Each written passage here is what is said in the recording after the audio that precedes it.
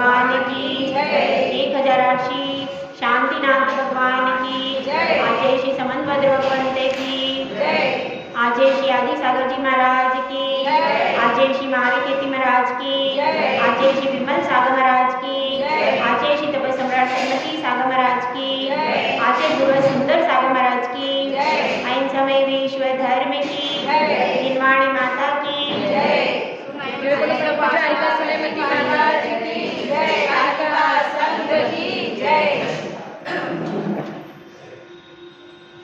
एक बार एक सभा में प्रश्न हुआ कि स्वाधीन कौन है, कौन ऐसा व्यक्ति है जो कि स्वाधीन है। और सब लोगों ने अपने अपने को स्वाधीन कहा कि हम तो स्वतंत्र हैं कि नहीं। हम स्वतंत्र, हम जिस देश में रह रहे हैं उस देश को क्या कहते हैं? स्वतंत्र राष्ट्र कहते हैं कि नहीं। सब देश अभी वर्तमान में ज्यादातर देश ऐसे हैं जो कि अपनी अपनी स्वतंत्रता का रसपान कर रहे हैं, लेकिन फिर भी उस सभा में निर्णय नहीं हो पाया कि स्वतंत्र कौन है।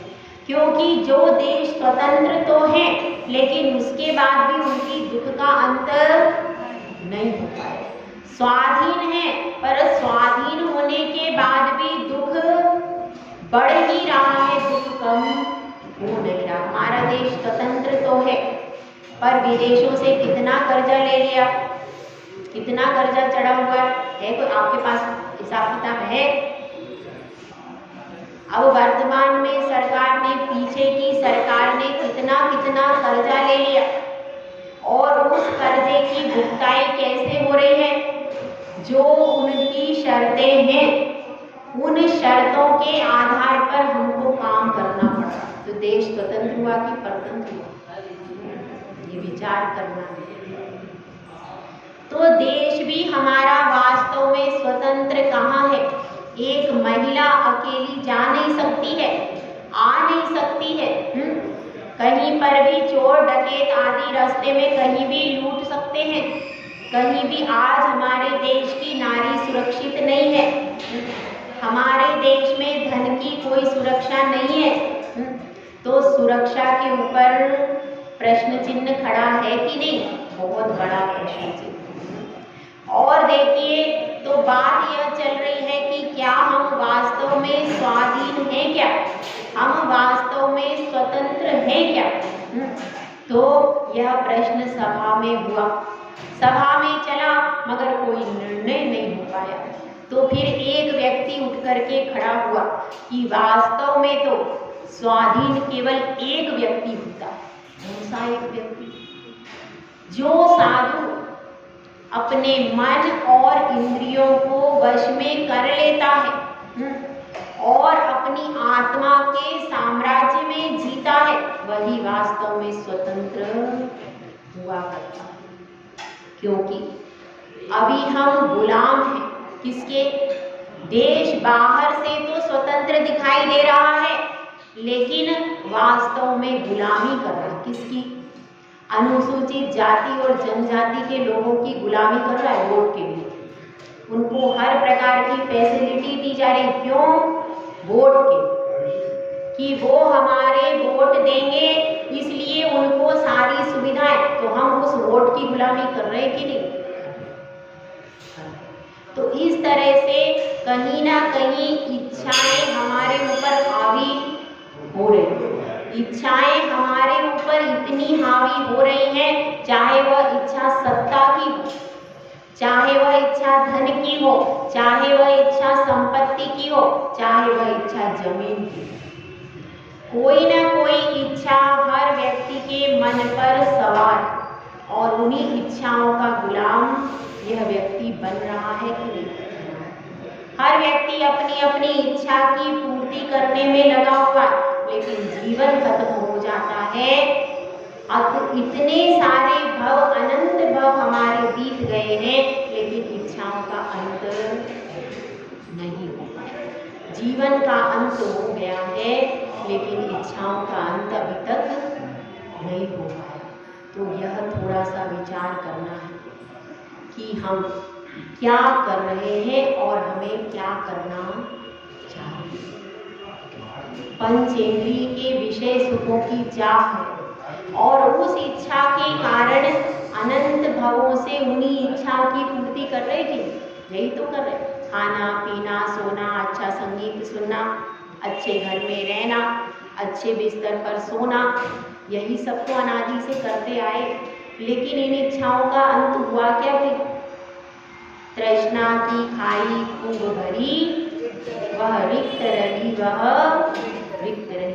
वह तृष्णा की खाई रिक्त ही है अभी तक। इसलिए एक समझदार जीव है, वह गुरुदेव के पास में जाता है और कहता है कि हे गुरुदेव, आप मेरा समाधान कीजिए। अनादिकाल से मैं इन इच्छाओं का गुलाम बना हुआ हूँ, इन इच्छाओं का दास बना हुआ हूँ और इस दासत्व से मैं मुक्ति चाहता हूँ। आप सब भी इस दासत्व से मुक्ति चाहते हैं क्या? इस दासत्व से मैं मुक्ति चाहता हूँ। तो गुरुदेव कहते हैं सर्वोत्तम तो यही है, आप सब कुछ त्याग कर दो और कहाँ चले जाओ? वन में जाकर निर्ग्रंथ दीक्षा लो। ये कैसा उपाय? यह सर्वोत्तम उपाय है इस इच्छा रूपी सापिन से बचने का।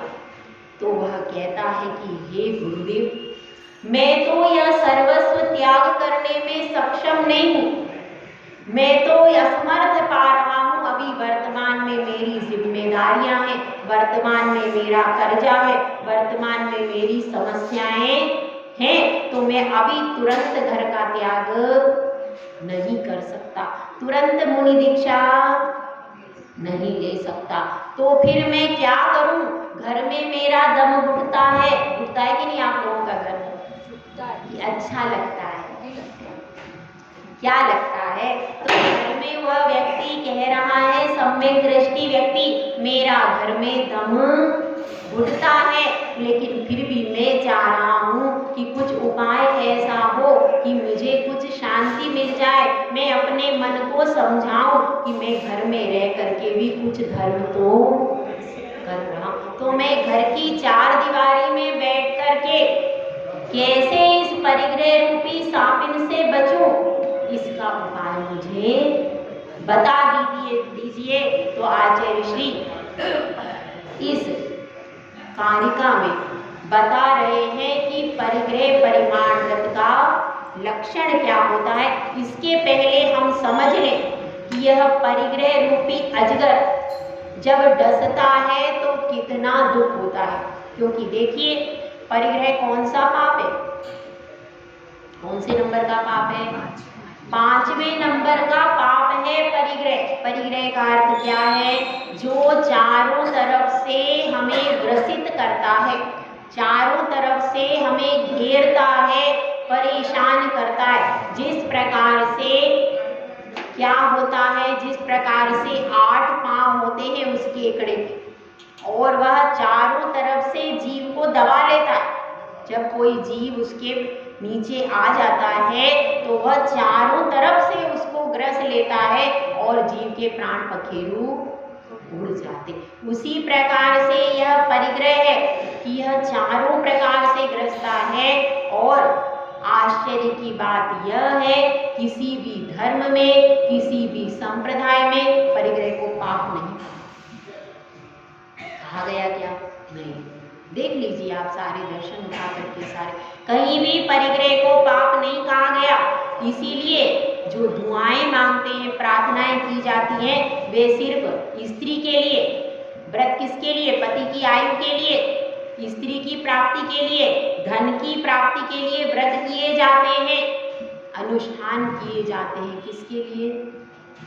विषय भोगों की सामग्री जुटाने के लिए। जितने भी संप्रदाय हैं उनमें वैसे ही अनुष्ठान किए जाते, वैसे ही उपाय किए जाते हैं। आप देख लीजिए, है कि नहीं?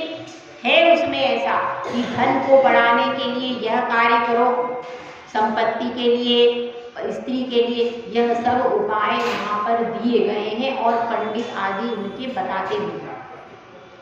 तो यहाँ पर बात चल रही है, परिग्रह को पाप नहीं कहते, लोक में जिसके पास जितना ज्यादा परिग्रह उसकी उतनी इज्जत, उसका उतना सम्मान है कि नहीं है। जिसके पास जितना वैभव, भले ही वह सप्त व्यसनी हो तो भी लोग क्या करते हैं, उसको सिर झुकाने वाले मिलते हैं। और जिसके पास जितना ज्यादा धन है उसमें कोई ना कोई कमी तो होती ही होती है। धन ही, अत्यधिक धन ही क्या है, पाप का मूल बन जाता है। इसीलिए क्या कहा गया है, सीमा में संतोष करो। तो यहाँ पर बात चल रही है, इस परिग्रह नामक प्राप में प्रसिद्ध हुआ है श्रमश्रु नवनीत। क्या नाम है, श्रमश्रु नवनीत की कथा आती है, उस कथा को अपन सुनते हैं। अयोध्या नगरी में एक भवदत्त नामक सेठ रहता। उस भवदत्त सेठ के एक बेटा था, बेटे का नाम था लुब्धदत्त। वह शुरू से लोभी प्रवृत्ति का था, इसीलिए उसका नाम क्या रख दिया, लुब्धदत्त। और अब क्या हुआ, कालांतर में सब संपत्ति चली गई, क्योंकि संपत्ति होती है पुण्य की दासी। यदि आपके पास पुण्य है तो संपत्ति आपके पास में रहेगी, और अगर आपके पास में पुण्य नहीं है तो संपत्ति चली जाएगी। ऐसे ही वह बहुत सारा धन कमा के लाया, लेकिन मार्ग में चोरों ने लूट लिया। अब वह लुब्धदत्त बिल्कुल निर्धन हो गया। निर्धन हो गया तो बड़ा परेशान हुआ, जा करके एक ग्वाले के पास में गया, और ग्वाले के पास में उसने कहा मुझे बहुत गर्मी सता रही है, कुछ पीने के लिए दे दो। तो ग्वाले ने वहाँ पर क्या होगा, छाछ होगी, तो वह छाछ रखी थी, छाछ उसको पीने के लिए दे दी। उसने छाछ पी। छाछ पीने के बाद उसकी मूंछों में कुछ मक्खन के दाने अटक गए। अब वह जो दाने अटक गए, अब उसने सोचा कि मैं अब क्या करूं, तो उसने एक मटकी में उस मक्खन के कणों को रखने लगा, और कणों को रखते ऐसे ही वह रोज जाता, कहीं पर छाछ पी के आता और वह दानों को रख लेता। ऐसे करके कितने दिन हो गए, बहुत दिन हो गए, और बहुत दिन में वह मक्खन की घड़ा भर गई। जब मक्खन का घड़ा भर गया तो उसको उसने तपा करके घी उत्पन्न कर लिया, और फिर घी उत्पन्न करके उसको सींगे पर ऊपर टांग दिया। अब टांगने के बाद अब वह सोचने लगा, ठंडी ठंडी हवा चल रही है, उसी झोपड़ी, छोटी सी झोपड़ी थी, उसके पास लकड़ी थी फूस की, और क्या था, छोटी झोपड़ी में वहीं पर अपनी खाट पर पैर पसार करके लेट गया। और सर्दियों के दिन थे तो उसने थोड़ी सी अग्नि भी वहाँ पर अलाव की जला रखी। अब वह विचार कर रहा था, देखिए हमारे पास कुछ हो या ना हो, इच्छा तो सबके पास होती। एक भिखारी है, उसके पास क्या है, वैसे तो भिखारियों के पास भी महल होते हैं, लेकिन बात ये चल रही है एक वास्तव में भिखारी जो व्यक्ति, उसके पास मान लो कुछ भी नहीं है, वरना ये लोग फटे कपड़े पहनकर आते हैं और इनके पास सब कुछ होता है। तो अब क्या बात चल रही है, अब जैसे भिखारी के पास कुछ नहीं है, फिर भी इच्छाएं तो है, मुझे अच्छा धन मिल जाए, अच्छा महल मिल जाए, अच्छी पत्नी मिल जाए, इच्छाएं उसकी है कि नहीं है। कुछ नहीं हो तब व्यक्ति की इच्छा नहीं हो, ऐसा नहीं है। इच्छाओं के लिए अलग प्रकार की साधना करनी पड़ती है, तब जाकर के इच्छाओं का शमन होता है। तो उसके मन में बहुत सारी इच्छाएं थी, और वह गहरी नींद में सो गया। सोते सोते स्वप्न देख रहा। स्वप्न में उसने देखा कि मैंने यह घी बेच दिया, और घी बेच करके मैं बहुत बड़ा सेठ बन गया हूँ, मेरे पास बहुत सारा गोधन है, बहुत बड़ा महल बना लिया मैंने, और बहुत सारे नौकर चाकर दासी दास आदि एकत्रित हो गए हैं, और मेरे पास सब मेरी सेवा कर रहे, सब मेरी क्या कर रहे हैं, आओ भगत कर रहे हैं। और मेरी बहुत सुंदर स्त्री है, वो बहुत सुंदर मेरी धर्मपत्नी है, वह मेरे पांवों को दबा रही। जब वह पाँवों को दबा रही है तो मैं अब कौन बन गया, धन्ना सेठ बन गया। तो मैं वह पाँवों को दबा रही है और मैं नखरे करता करता हूँ, तो नखरे करते करते मैं उसको क्या करता हूँ, पैर से लात मार देता। तो फिर वह क्या करता है, अब जैसे सपने में उसने देखा था वैसे ही उसने अपना पाँव चला दिया। अब पाँव चलाया तो क्या हुआ, अब क्या हुआ, जो घी ऊपर था वह बंधा हुआ था, अब बाय चांस उसी से उसका पाँव लग गया और वह घी सारा, घी की मटकी फूट करके कहाँ गिर गई, वो अग्नि जो जल रही थी उसमें वह अग्नि में घी चला गया और फिर घास फूस की पूरी झोपड़ी जल गई और वह भी उसमें जल करके मर गया। तो इससे क्या शिक्षा मिलती है कि हमको कभी भी परिग्रह रूपी पाप से दूर रहना चाहिए और इच्छाओं को सीमित करना चाहिए। अब परिग्रह परिमाण व्रत क्या होता है यह आचार्य यहाँ पर बता रहे। धन धान्यादि ग्रंथम परिमाय ततोदिकेषु निस्पृहता परिमत परिहरस्य दीक्षादि परिमाण नामापि। इसमें परिग्रह परिमाण व्रत का एक दूसरा नाम बताया है, इच्छा परिमाण व्रत। क्या नाम है, इच्छा परिमाण व्रत। यानी केवल धन धान्य आदि को आपने सीमित कर लिया तो आपका परिग्रह परिमाण अभी नहीं हो। मन में जो इच्छाएं उठ रही हैं उनको भी सीमित करना पड़ेगा। इसमें परिभाषा अपन देखते हैं, इसका हिंदी अर्थ धन धान्यादि ग्रंथम, धन और धान्य इस प्रकार से सारे परिग्रह को, ग्रंथम यानी परिग्रह, परिमाय यानी सीमित करना और ततोदकेषु निस्पृहता, और उससे अधिक में क्या करना, निस्पृहता को धारण करना। ये क्या कहलाता है, परिमित परिग्रह। दो नाम है इसका, एक तो परिमित परिग्रह है, एक क्या है, इच्छा परिमाण। तो इसका नाम क्या है, परिग्रह परिमित और इच्छा परिमाण, यानी कौन सा व्रत हो गया, परिग्रह परिमाणानुव्रत इसका नाम होता है। समझ में आया। 10 प्रकार का परिग्रह होता है। कौन कौन सा होता है, किसी को याद आता है किसी को? क्षेत्र, वास्तु, हिरण्य, सुवर्ण, धन, धान्य, दासी, दास, कुप्य और मान। यह 10 प्रकार का परिग्रह होता है। तत्वार सूत्र में इसका पूरा सूत्र आता है। तो यहाँ पर यह बताया है, यह 10 प्रकार का जो परिग्रह है इसकी क्या करना है, इसकी सीमा बनाना है, इसको सीमित कर देना, इसका त्याग करो ऐसा नहीं कहा। क्या कहा, इसको सीमित कर दो। तो अपन देखते हैं 10 प्रकार का जो परिग्रह है उस वह कैसे कैसे होता है। पहला क्या है, क्षेत्र। क्षेत्र मतलब क्या है, क्षेत्र मतलब प्लॉट, खुला मैदान। खेती आप करते हैं, उसमें मैदान कैसा होता है, खुला, जिस पर कोई भी कंस्ट्रक्शन बना हुआ नहीं, उसको क्या कहते हैं, क्षेत्र। उसके बाद क्या है, वास्तु। वास्तु का अर्थ है मकान, दुकान, फैक्ट्री आदि जो भी कंस्ट्रक्शन आपका बना हुआ है उसको क्या कहते हैं, वास्तु।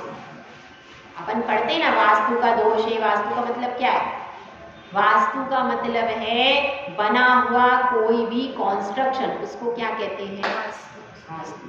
क्षेत्र, वास्तु, हिरण्य। हिरण्य का अर्थ क्या है, हिरण्य का अर्थ है चांदी, और सुवर्ण का अर्थ क्या है, सोना। क्षेत्र, वास्तु, हिरण्य, सुवर्ण, धन। धन मतलब रुपया पैसा आदि। धान्य मतलब अनाज। धन, धान्य, दासी, दास, और जो नौकर चाकर हैं वह भी परिग्रह में ही आते हैं, दासी, दास। उसके बाद कुप्य मतलब क्या है, वस्त्र। कुप्य मतलब होता है वस्त्र और भांड यानी बर्तन। समझ में आ गया? ये 10 प्रकार का परिग्रह कहा गया। तो इस परिग्रह का क्या करता है श्रावक? सीमित करता है, उसको कितना रखना है और कितने का त्याग करना। इसमें कैसे रखा जाता है? स्टार्टिंग आप कर रहे हैं तो उसमें आपको कितने प्लॉट रखना है इसकी एक सीमा निर्धारित की जाती है। 8 रखना है, 10 रखना है, 50 रखना है, 100 रखना है। ये किसके ऊपर डिपेंड है? अपने ऊपर डिपेंड। भले ही किसी ने 100 रखे, अब आप कहोगे 100 कहाँ होंगे, लेकिन फिर भी उसने 100 के बाहर का तो त्याग कर दिया। 100 रखे हैं तो भी 100 के बाहर के प्लाट का तो उसका त्याग है, तो त्याग तो है, त्याग तो रहेगा। तो इसलिए क्या होता है, जितने अपने को, क्योंकि इसमें क्या व्यवस्था है, आपको मैक्सिमम लिमिट बनानी है। मैक्सिमम लिमिट बनानी है। 100 उसने रख लिए, कदाचित उसके पास 101 का प्रस्ताव आ गया, तो अब 101 नहीं रख सकते, उसका 100 लिमिट हो गया। या तो वो उसमें से एक का क्या करे, उसमें से एक को किसी और को दे दे, तब वह नया उसमें ऐड कर सकता है। लेकिन अपने स्वामित्व में वह कितने रख सकता है? 100 से ऊपर एक भी नहीं रख सकता। 100 से कम में वो चाहे तो एक रखे, एक रख सकता। 1 से लेके 100 तक कितने भी रख ले कोई, और एक भी ना रखे तो भी कोई बात नहीं। लेकिन इसमें मैक्सिमम लिमिट यदि अपन ने बना ली, उस मैक्सिमम लिमिट का आप जीवन में कभी भी उल्लंघन नहीं करो। ये ध्यान रखो। जितना भी आपने रखा है उसको आप फिर क्या कर दो, यदि आपके पास बढ़ रहा है तो आप उसमें से ट्रांसफर कर दो, किसी और के नाम कर दो, दान दे दो, सब वो कर सकते हो। और अगर आपको उसमें से नया, पुराना बेचना है और नया लाना है तो पुराने को दूसरे के नाम पर कर दो, उसको बेच दो, तब आप नया प्लाट उसमें ऐड कर सकते हो। ये व्यवस्था है। मतलब क्या है, यह सारा व्रत लेने में आपको मैक्सिमम लिमिट बनानी पड़ती है। जीवन भर का ये नियम होता है, 1-2 दिन का नहीं होता। परिग्रह परिमाण का मतलब है जीवन भर के लिए हम 10 प्रकार के परिग्रह की सीमा निश्चित कर दें। अब वह सीमा कभी चेंज नहीं हो सकती। एक बार उसको कॉपी में, इसलिए इसको हमेशा कॉपी में लिख करके व्यवस्थित रखना चाहिए। लोग कर लेते हैं और बाद में क्या करते हैं, बाद में भूल जाते हैं, बाद में भूल गए, अब कितना किया था हमें तो याद नहीं है माता जी। अब जब आपको याद ही नहीं है तो आप पालन क्या कर रहे हैं? इसलिए इसको जो भी लिखें पहले अपनी एक कॉपी बनाओ और रोज उस कॉपी को पढ़ो कि कहीं हमने अतिचार तो नहीं कर लिया, कहीं हमने इस परिग्रह के परिमाण को बढ़ाया तो नहीं। तो इस प्रकार से क्या है, हाँ, यह इच्छा परिमाण नाम का व्रत है। और इसको पालन करने से क्या होता है, इसको पालन करने से जो हमारा मन अनंत वस्तुओं में जा रहा था अब तक, कम से कम वह 50 और 100 वस्तुओं में तो जाएगा। अभी तक तो अनंत इच्छाएं थी, जब चाहो जैसा चाहो, भले हमें लिमिट ही रहा, मिलेगा आपको लिमिट। आप कितना भी बड़ा सोचोगे ये मिल जाए वो मिल जाए, मिलेगा आपको कितना, लिमिट ही मिलेगा, उससे ज़्यादा नहीं मिल पाएगा। लेकिन अपनी इच्छाएं अनंत होने के कारण अपना पाप भी अनंत बढ़ रहा है कि नहीं, बढ़ रहा है। तो इसलिए इसमें क्या करना चाहिए, लिमिट करना चाहिए।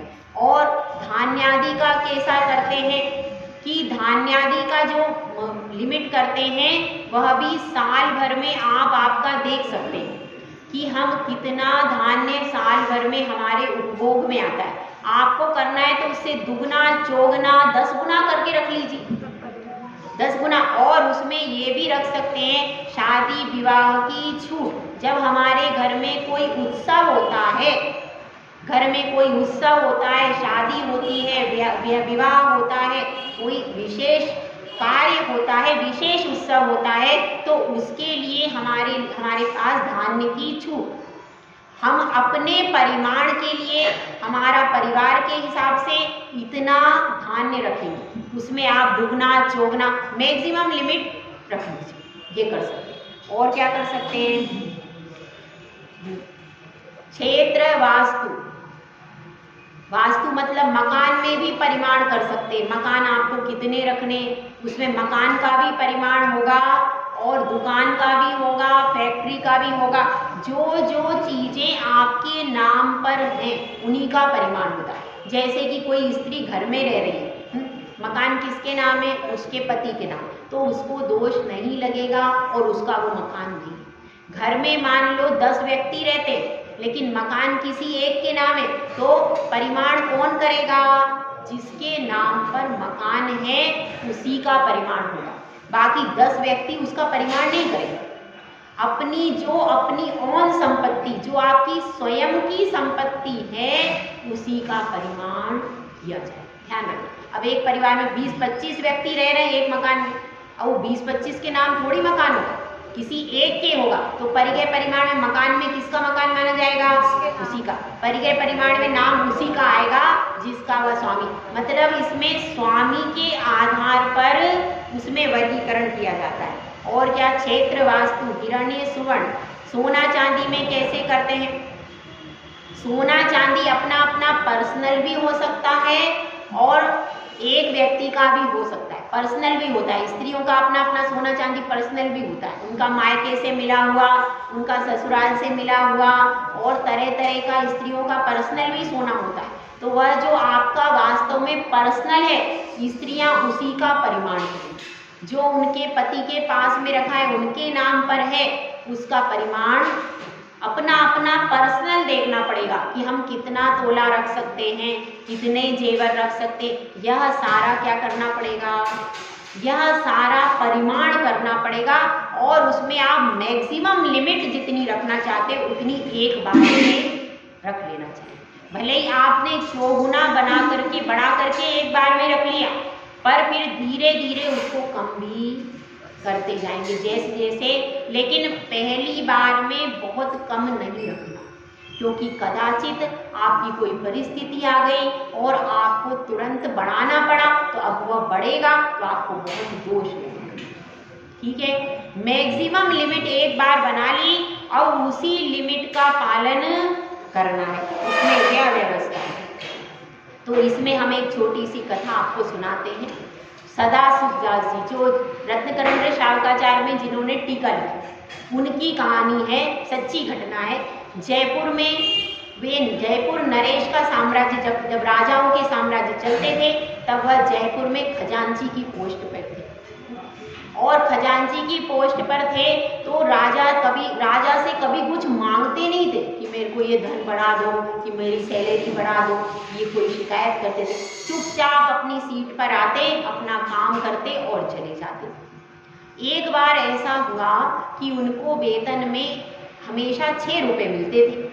अब उनको वेतन में उस बार 8 रुपये दिए गए, तो वह सोचने लगे। उन्होंने तुरंत कहा कि भाई मेरा वेतन तो कितना है, मेरा वेतन 6 रुपये प्रति मासिक, और आप मुझे 8 रुपये क्यों दे रहे हैं? मुझसे कौन सी गलती हो गई जो आप मुझे 8 रुपये दे रहे हैं?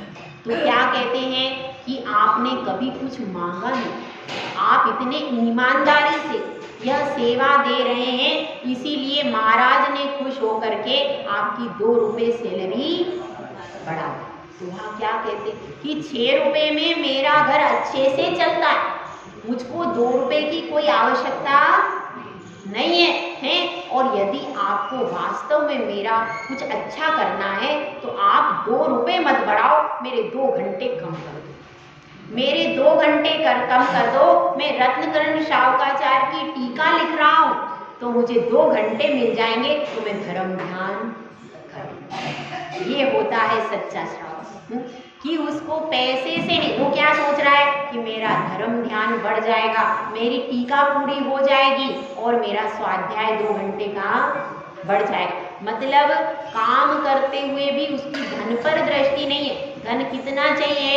जितनी आवश्यकता है उतना पर्याप्त है। मुझे तो धर्म ज़्यादा चाहिए, धन कम हो तो चलेगा पर धर्म कम नहीं होना चाहिए। तो ऐसे सदाशिवदास जी थे कि जिन्होंने 2 रुपये, मतलब वेतन बढ़ना किसको अच्छा नहीं लगता। आज तो इतने इतने लाखों के पैकेज हैं, पर इंसान में कितनी अतृप्ति है। वो लाखों के पैकेज मिलते हैं, दोनों कमा रहे हैं, कौन, स्त्री भी कमा रही है, पुरुष भी कमा रहे हैं, दोनों कमा रहे हैं, लेकिन उसके बाद भी पूर्ति, फिर भी दोनों असंतुष्ट हैं। और जैसे ही बड़ा पैकेज दिखता है तुरंत जंप करते हैं कि नहीं, तुरंत जंप करके उस पे चले जाते हैं। विदेश में क्यों जाते हैं लोग, धन कमाने के लिए। धर्म की इच्छा नहीं है, धर्म को कमाने की इच्छा नहीं है। पहले जैन व्यक्ति विदेश में नहीं जाता था, क्यों, मुझे साधु नहीं मिलेंगे, मुझे जो यहाँ पर धर्म कर रहा हूँ मुझे धर्म नहीं मिलेगा, इसलिए लोग विदेश में जाना पसंद। आज लोग विदेश में क्यों जा रहे हैं, क्योंकि उनकी इच्छाएं अनंत हो गई, विदेश में जाकर के कमाते। और पहले तो लोग 12 वर्ष के लिए जाते थे, पहले भी जाते थे, पर 12 वर्ष के बाद लौट करके वापिस आए। श्रीपाल भी गए थे, चारुदत्त भी गए थे, चारुदत्त गए थे, श्रीपाल गए थे। व्यापारी का तो काम है कमा के लाना, लेकिन कमा के वापिस भी तो लौटना है। वे घर को तरसते थे कि हम 12 वर्ष के लिए जा रहे हैं, और 12 वर्ष बाद जब घर में आते थे तो लगता था कि हमें सुकून मिल गया। लेकिन अब क्या स्थिति है, विदेश में जाते हैं, धर्म से शून्य व्यक्ति विदेश में जाते। पहले धर्म से भरे हुए व्यक्ति विदेश में जाते थे, वो विदेश में भी धर्म करते थे और ये सोचते थे कि कब वो दिन आए जब मैं अपनी जन्मभूमि को छूं। ऐसी भावना रहती थी, कब दिन आए जब मैं साधु के हाथ पर ग्रास रखूं। सबसे धनवान अगर कोई देश है तो सिर्फ भारत है। क्यों, यहाँ पर दिगंबर साधु मिलते हैं। जहाँ पर दिगंबर साधु मिलते हैं, सबसे बड़े रत्न तो यही दिगंबर साधु हैं। आप किसी भी देश में जाकर देख लीजिए, दिगंबर साधु है क्या, तो वह देश निर्धन है जिसमें दिगंबर साधु नहीं। धनवान कौन सा देश है जहाँ पर साधु संत होते हैं। सबसे ज्यादा साधु संत किसी भी संप्रदाय के हो, सबसे ज्यादा साधु संत किस देश में रहते हैं, भारत में। इसीलिए धन से देश बड़ा नहीं होता है, धर्म से देश बड़ा होता है, धर्म और संस्कारों से देश बड़ा होता है। इसलिए हमको अपनी वस्तु का मूल्य पता नहीं, तो अपनी वस्तु का मूल्य जब पता चलेगा तभी हमको अपने जीवन में सुख शांति का अनुभव होता है। आज शिक्षक दिवस, आज शिक्षक दिवस है। इस जीवन में सब, एक शिष्य तो साधना करता ही है, एक गुरु भी साधना करता है। एक गुरु चाहता है कि मेरा शिष्य सबसे अच्छा बने, सबसे उन्नति करे और प्रगति करे। यदि स्कूल ना हो, यदि स्कूल ना हो तो फिर बच्चों का विकास कैसे हो, कैसे आपके बच्चे पढ़ कर के आगे बढ़े। इसीलिए एक शिक्षक भी साधना करता है, वह भी बच्चे को, उसके ऊपर पूरी जिम्मेदारी। आप तो छोड़ करके आ जाते हो स्कूल में, कितने घंटे के लिए, 5 घंटे 6 घंटे। उसके बाद वह शिक्षक की जिम्मेदारी है कि इस बच्चे में संस्कार डालना है, इस बच्चे को कैसे पढ़ाना है और कैसे आगे बढ़ाना है। तो एक शिक्षक की बहुत बड़ी जिम्मेदारी होती है, और उस जिम्मेदारी को निर्वाह करते हुए जिन्होंने, क्या होता है, एक शिक्षक अपने जीवन काल में कई सारे इंजीनियर, डॉक्टर आदि कई उच्च पदाधिकारी व्यक्तियों को बनाने में उसका योगदान होता है कि नहीं, योगदान। यह बात अलग है कि बच्चा स्वयं पढ़ना चाहेगा वही आगे बढ़ पाएगा, पर निमित्त तो वो है। तो गुरु निमित्त है, जो शिक्षक है वह निमित्त है, और उस निमित्त का अवलंबन पा करके आपका बच्चा आगे बढ़ता है। तो आज शिक्षक दिवस है। डॉक्टर सर्वपल्ली राधाकृष्णन, उनके पहले बनाया जाता था, उनका जरूर इसमें फोटो लगाया जाता है, क्योंकि शिक्षक दिवस की शुरुआत उन्हीं के सानिध्य में पहली बार हुई थी। तो शिक्षक का बहुत गरिमामय व्यक्तित्व है। बहुत सारी घटनाएं ऐसी हो रही हैं जिनके कारण ही शिक्षक की गरिमामयी छवि को ठेस पहुंचे। यदि यह गरिमामयी छवि बनी रहे तो हमारे देश में छात्रों के विकास में बहुत बड़ी अहम भूमिका निभा सकते हैं। तो शिक्षक के रूप में और कोई संचालन के लिए आएगा? आप में से कौन आ रहा है? आप बुलाइए।